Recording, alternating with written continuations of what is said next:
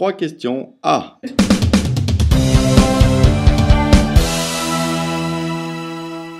Pascal Conque, bonjour, vous êtes architecte naval dans le cabinet Finot Conque.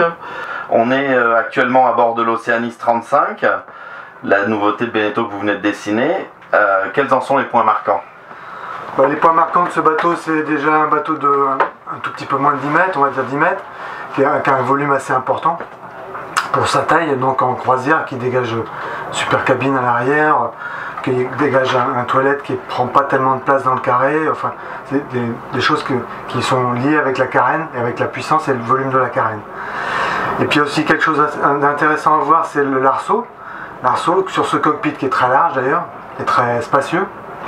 Il y a un arceau qui permet à la fois de reculer le mât, donc d'avoir un mât qui est plus au milieu du bateau, on va dire, tout en ayant une grand voile avec une baume assez longue, et en évitant d'avoir le rail de grand voile qui soit placé devant le capot de pont, le capot de descente, ce qui nous limitait dans la position du mât auparavant, et ce qui nous limitait aussi dans la longueur de la baume.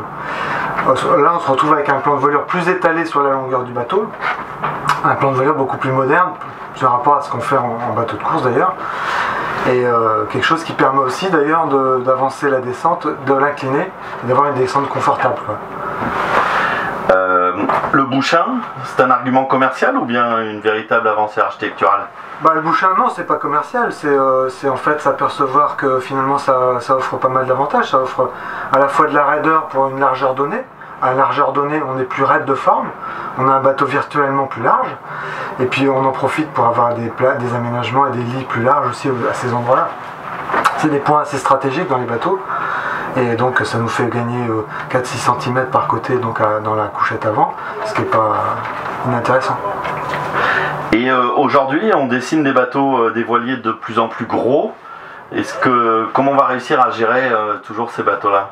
Donc la taille des voiliers évolue, on ne sait pas très bien si c'est lié avec la richesse des clients ou plutôt le vieillissement de la population, de navigants en tout cas, avec un problème de renouvellement par le bas.